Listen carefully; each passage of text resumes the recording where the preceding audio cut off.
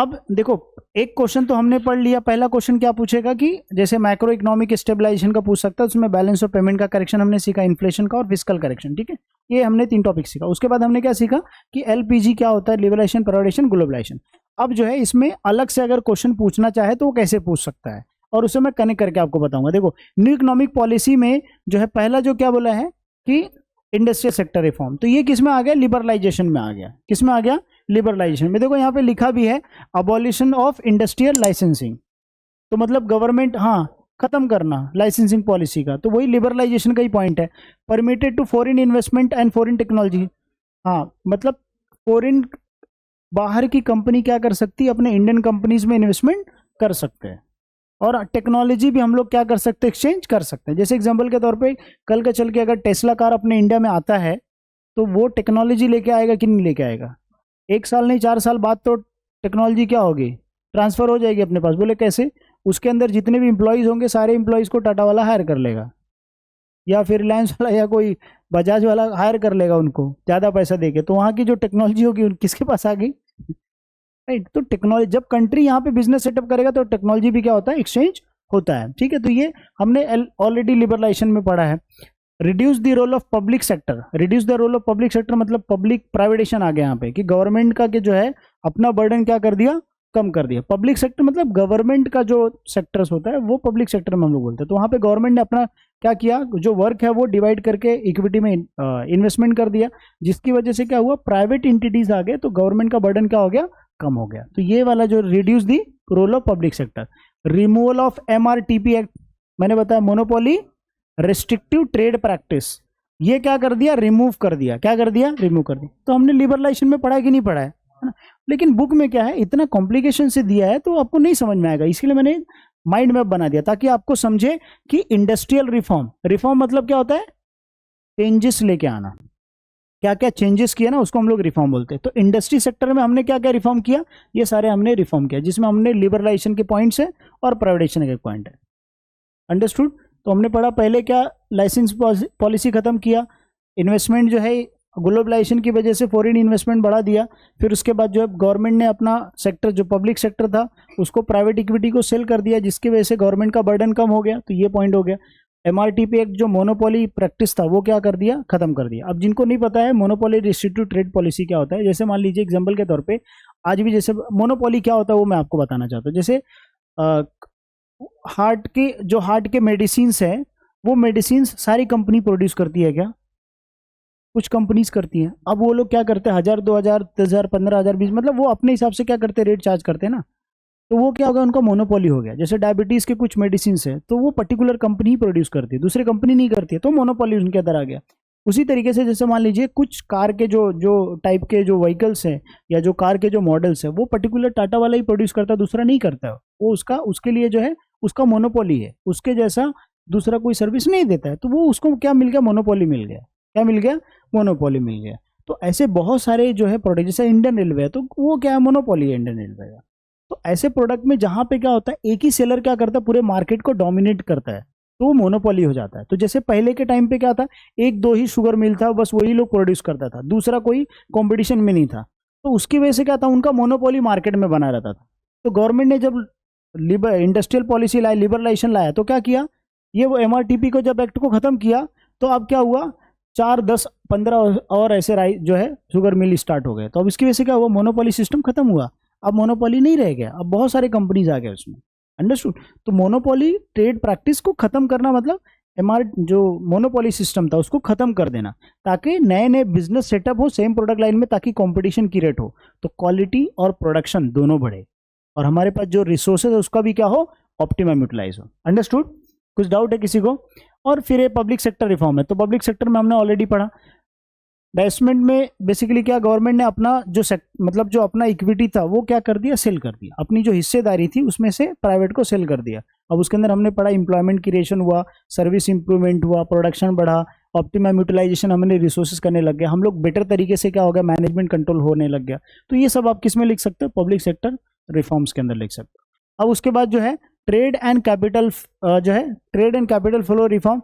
अब ये capital flow reform में आ गया, मतलब यहाँ पे हमने क्या किया, जो बेसिकली एक्सपोर्ट मार्केटिंग था ना, जैसे जो इनफ्लो था और आउटफ्लो था, बेसिकली ग्लोबलाइजेशन हम लोग इसको बोल सकते हैं। तो वहाँ पे क्या हुआ, इंप्रूवमेंट हुआ। देखो, लिबरलाइजेशन ऑफ कैपिटल इनफ्लोज, मतलब हमारे पास पहले पैसे नहीं थे, तो अब जब हमने ग्लोबलाइजेशन किया तो बाहर की कंपनी हमारे कंट्रीज में बिजनेस सेटअप करने लग गए, तो उसकी वजह से हमारे कंट्री में क्या हुआ, इनफ्लो होने लग गया। एक आउटफ्लो होता है, एक इनफ्लो होता है। आउटफ्लो पैसा जाता है, इनफ्लो पैसा आता है, तो उससे कैपिटल क्या होने लग गया, इनफ्लो होने लग गया। किसकी वजह से, ग्लोबलाइजेशन की वजह से। अभी आज के वक्त में भी अगर कोई बाहर कंट्रीज के, जैसे G20 हुआ था, तो बाहर के कंट्री के लोग जब इन्वेस्टमेंट करेंगे अपने कंट्री में, चाहे वो किसी कंपनी में पैसा लगाएं, जैसे टाटा कंपनी में पैसा लगाएं, या विप्रो कंपनी में, या इन्फोसिस में, या वो नया प्रोडक्ट लेके आए यहाँ पे, तो क्या होगा, उससे हमारे कंट्री में कैपिटल इनफ्लो होगा, क्योंकि वो पैसा लाके हमारे कंट्री में इन्वेस्टमेंट करेंगे, चाहे वो फैक्ट्री सेटअप करें, चाहे वो मशीनरी सेटअप करे, चाहे वो बिजनेस सेटअप करे, या कोई प्रोडक्ट बनाए। उससे हमारे गवर्नमेंट, हमारे लोगों को जैसे इंप्लॉयमेंट मिलेगा, तो लोगों को वहाँ से इनकम होगा, इनफ्लो हो रहा है। गवर्नमेंट को टैक्स के फॉर्म में बहुत सारा पैसा मिल रहा है FDI की वजह से, तो वो होता है इनफ्लोस। अंडरस्टूड? कुछ डाउट है इसमें? मतलब ऐसे में फास्ट तो नहीं जा रहा हूँ ना, समझ में आ रहा है ना, मतलब क्या है चीज़ ओवरऑल, ठीक है। इसमें एक्सपोर्ट, प्रमोशन ऑफ एक्सपोर्ट, मतलब गवर्नमेंट ने क्या बोला, जो एक्सपोर्ट करेगा उसको हम लोग क्या करेंगे, कंसेशन देंगे। मान लीजिए एग्जांपल के तौर पे, वो प्रोडक्ट आप जो टैक्स भर रहे हो 100 रुपया, अब उस पर टैक्स आपको सिर्फ जो है 80 रुपये भरना है, या 50 रुपये ही भरना है आपको टैक्स। 50% हम क्या करेंगे, आपको कंसेशन दे देंगे। मतलब जो आप टैक्स भर रहे हो, वो टैक्स को हम आपको वापस से रिफंड कर देंगे। आप एक्सपोर्ट ज़्यादा करो। क्यों? क्योंकि जब आप एक्सपोर्ट करोगे तो उससे एक्सपोर्ट से पैसा आता है कि जाता है? एक्सपोर्ट करोगे तो पैसा क्या होगा।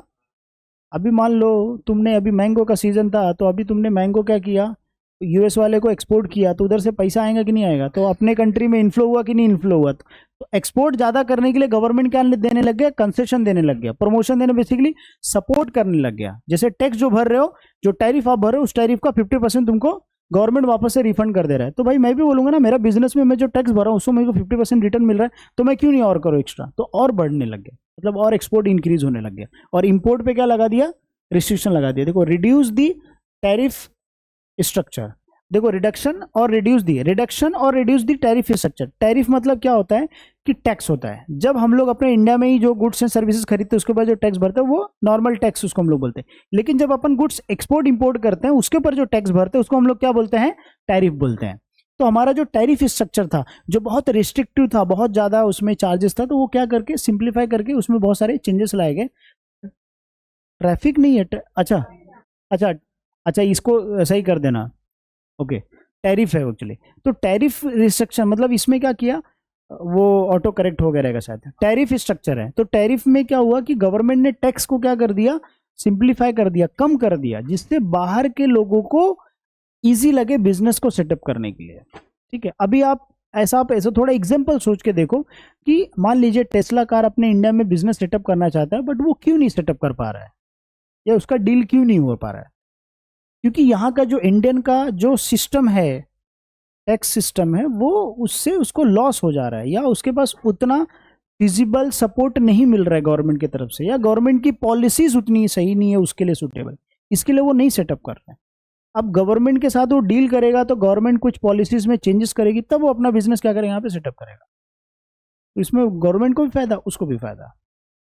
इसीलिए जो है बहुत सारे बिजनेस यहाँ पे रजिस्ट्रेशन या करने के लिए बहुत डिफिकल्ट होता है, तो वो क्या करते हैं, अपनी कंपनी कहीं और स्टार्ट कर देते हैं, दुबई में या कोई USA में कहीं और रजिस्टर कर देते हैं, और फिर उसका यहाँ पे चलाते हैं, क्योंकि वहाँ पे सिंप्लीफाइड है, वहाँ पे सपोर्ट यहाँ पे नहीं है उतना इंडिया का। ऐसे बहुत सारे ट्वीट्स भी आते हैं। अब है भी नहीं भी है, बैंगलोर का कोई पर्सन था जिसने बैंगलोर में 3 साल तक उसने रजिस्ट्रेशन के लिए स्ट्रगल किया, लेकिन नहीं हुआ, तो वो USA में चला गया। उसने ट्वीट करके बोला कि ऐसा ऐसा प्रोसेस हुआ। तो कुछ कुछ प्रोसेस हाईलाइट होते हैं, कुछ कुछ नहीं हाईलाइट होते हैं। तो एक स्ट्रगल, एक बिजनेस जो है वो स्ट्रगल करता है, 1-1 साल लग जाता है लोगों का, मतलब उनका ट्रेडमार्क रजिस्ट्रेशन में, क्योंकि एक एक चीज़, बारीकी चीज़ देखना पड़ता है, फिर जाके रजिस्टर होता है।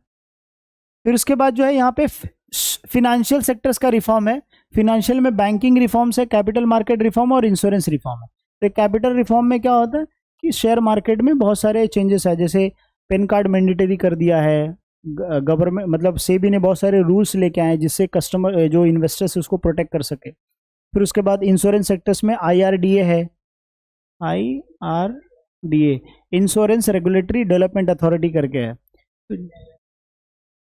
हाँ, तो गवर्नमेंट ने क्या किया, IRDA एक इंडिपेंडेंट बना दिया, जिसको क्या कर सकता है, ये IRDA का काम है कि बाकी के अगर कोई बिजनेस करना है लाइसेंस का, तो उसमें क्या कर सकता है, वो लाइसेंस देता है, या किसी का नेम करेक्शन करना है, कुछ चेंजेस, तो ये इसके थ्रू किया है। इसीलिए देखो पहले LIC था, अभी बहुत सारी कंपनीज हो गई जो प्रोवाइड करते, तो वो IRDA का जो रिफॉर्म लाए उसकी वजह से। और बैंकिंग रिफॉर्म के अंदर जैसे इंटरनेट बैंकिंग जो है, या बाकी जो अदर फैसिलिटीज़ जो है ऑनलाइन, अभी देखो तो ऑनलाइन कहीं बैंक जाने की ज़रूरत ही नहीं। मुझे अभी भी याद है, मैं बैंक अकाउंट 2009 में शायद खुलाया था, आई गेस 2009 में, तो मैं आई कार्ड दे के खुलवाया था साउथ इंडियन बैंक में। और फिर बाद में जब मेरा ग्रेजुएशन हुआ तो उसको मैंने क्या किया, आधार का अपडेट करा के बाकी डॉक्यूमेंट देकर उसको सेविंग अकाउंट बना लिया। और फिर उसमें उन लोगों ने इंटरनेट बैंकिंग भी दे दिया, डेबिट कार्ड भी दे दिया, एंड वो लोग इतना अच्छा मतलब वो ब्रांच ऐसा है कि अगर उसको एक ईमेल कर दो तो वो लोग तुरंत रिवर्ट बैक करते हैं। मतलब अभी तक मैं 2009 से यूज़ कर रहा हूँ, मैं अभी कभी डिससेटिस्फाइड नहीं हुआ मेरे को। जब मैं और बैंक कभी जाता, बहुत कम रेयर केस में गया तो गया उसे। अभी आपको क्या समझा, हम लोग एक बार ओवरऑल व्यू करते हैं कि पहला हमने क्या पढ़ा कि न्यू इकोनॉमिक पॉलिसी क्यों आया था, ठीक है। तो उम्मीद करता हूँ आपको पता होगा न्यू इकोनॉमिक पॉलिसी क्यों आया था। क्यों आया था, देयर आर 3 रीजंस। हमारा इम्बैलेंस था, बैलेंस ऑफ पेमेंट का, इन्फ्लेशन बहुत बढ़ रहा था, फिजिकल प्रॉब्लम्स थे, ठीक है। इसके वजह से न्यू इकोनॉमिक पॉलिसी लाए। न्यू इकोनॉमिक पॉलिसी के अंदर क्या लाया, LPG, लिबरलाइजेशन, प्राइवेटाइजेशन और ग्लोबलाइजेशन। लिबरलाइजेशन में लाइसेंसिंग पॉलिसी को रिमूव कर दिया, मोनोपोली सिस्टम को खत्म कर दिया, ठीक है, जिसके वजह से इंडस्ट्री सेटअप करना क्या हो गया, बहुत ईजी हो गया। उसके बाद प्राइवेटाइजेशन में क्या हुआ, गवर्नमेंट का जो इक्विटी था, या गवर्नमेंट के जो बिजनेसेस थे, या गवर्नमेंट के जो प्रॉपर्टी थे, वो सब किसको देने लग गया, प्राइवेट को, मतलब सेल कर दिया बेसिकली। 49% दिया किसी की, अभी तो बहुत सारे सेक्टर्स में 100% भी गवर्नमेंट ने सेल कर दिया, लेकिन कुछ कुछ सेक्टर्स को अभी भी प्रोटेक्ट करके रखा है। जैसे एविएशन इंडस्ट्री, नहीं उसके लिए तुम लाइसेंस लेना पड़ेगा। केमिकल का है, या फार्मास्यूटिकल्स के कंपनीज अगर बिजनेसेस है तो उसके लिए तुमको लाइसेंस लेना पड़ेगा। टोबैको का है, या बाकी जो अल्कोहल ये सब का, तो गवर्नमेंट अभी भी कुछ सेक्टर्स को जो है, डिफेंस वाले हैं तो ये सेक्टर्स के लिए लाइसेंस चाहिए रहता है अगर आपको बिजनेस सेटअप करना है, इसलिए क्योंकि इसको प्रोटेक्ट, क्योंकि सोशल सिक्योरिटी से रिलेटेड है ना। अगर किसी को डेटा लीक हो जाएगा डिफेंस का तो कोई भी अटैक कर सकता है, इट बिकम वेरी डिफिकल्ट। तो इसीलिए गवर्नमेंट ने सारे इंडस्ट्रीज को क्या कर दिया, छूट, मतलब बहुत सारे सेक्टर्स को प्राइवेट किया इसमें, लेकिन एक्सेप्ट फ्यू इंडस्ट्रीज, ठीक है। उसमें से कौन कौन से थे, एविएशन का, डिफेंस का, टोबैको का, और कौन सा, एक फार्मास्यूटिकल्स का, और भी ये 2-3 है वहाँ पे जो है गवर्नमेंट का लाइसेंस मांगता है। बाकी सब चीज़ों के लिए गवर्नमेंट क्या कर सकता है, फ्री में इंडस्ट्री स्टार्ट कर सकता है। प्राइवेटाइजेशन में क्या बोला मैंने कि गवर्नमेंट अपना इक्विटी सेल कर दिया प्राइवेट को, ताकि जो है बर्डन कम हो जाए, और गवर्नमेंट को जो फंड चाहिए वो फंड वहाँ से रिलीज, ताकि जो है इकोनॉमी जो फंक्शन है वो और फास्ट हो जाए, हमारा आउटपुट कंट्री का बढ़ जाए। आउटपुट बढ़ जाए मतलब अब हमारे पास कंट्री में बहुत सारे वैराइटीज टाइप के प्रोडक्शन प्रोड्यूस हो जाएंगे और बढ़ेंगे, हमारे पास रिसोर्स ऑप्टिमम यूटिलाइज होगा। उसके बाद क्या पढ़ा हमने, ग्लोबलाइजेशन। ग्लोबलाइजेशन में क्या पढ़ा कि जो ओपन इकोनॉमी, क्लोज इकोनॉमी था, अब क्या हो गया, ओपन इकोनॉमी हो गया, जिसकी वजह से फॉरेन डायरेक्ट इन्वेस्टमेंट बढ़ गया, और जिसकी वजह से टेक्नोलॉजी एक्सचेंज बढ़ा, इंप्लॉयमेंट जनरेशन बढ़ा, फॉरेन अर्निंग जो था वो हमारा इंक्रीज हो गया, ये FDI की वजह से। तो ये ग्लोबलाइजेशन था। फिर उसके बाद हमने क्या पढ़ा कि रिफॉर्म्स कौन कौन से रिफॉर्म थे, उसी को रेफरेंस को लेके तो 3 से 4 रिफॉर्म्स थे, ये हमने डायग्राम में देखा। पहला कौन सा, इंडस्ट्रियल रिफॉर्म था, फिर बस पब्लिक सेक्टर रिफॉर्म। हाँ, तो ये ऑलरेडी जो पढ़ा वो इसी चीज़ का रिपीट है। अब एग्जामिनेशन में क्वेश्चन किस टाइप का पूछता है ना, वो थोड़ा सा हम लोग देख लेते हैं, ताकि आपको आइडिया लग जाए कि हाँ क्वेश्चन किस टाइप का पूछता है। देखो TY BCom सेमेस्टर 5 कहाँ है, बिजनेस इकोनॉमिक्स। हाँ देखो ये क्वेश्चन नंबर 2 में पूछता है। देखो क्वेश्चन नंबर 2 में क्या पूछा है, अच्छा इसमें यहाँ पे बोला वेरियस स्किल्स, इसमें पूछा ही नहीं है, शॉर्ट नोट्स में पूछा रहेगा। देखो लिबरलाइजेशन शॉर्ट नोट्स में पूछा है, तो लिबरलाइजेशन, ग्लोबलाइजेशन, प्राइवेटाइजेशन, इससे क्वेश्चन आएगा, ठीक है, या तो शॉर्ट नोट्स में आए या लॉन्ग आंसर्स में आए, बट एक क्वेश्चन रहेगा ही रहेगा, ठीक है। तो आज जो हमने पढ़ा उससे आपके एग्जामिनेशन में 5 से 8 मार्क के क्वेश्चन से एक रहेंगे, ठीक है। ऑब्जेक्टिव्स भी 1-2 हो सकता है, ठीक है। ये एक पेपर का, दूसरे पेपर में किसी में पेपर में क्या होता है कि क्वेश्चन नंबर 2 में डायरेक्ट 7 मार्क का, 8 मार्क का पूछ लेते हैं। अंडरस्टूड, सबको अच्छे समझ में आ गया कि न्यू इकोनॉमिक पॉलिसी क्या है, ठीक है। लेक्चर बंद करें हम लोग।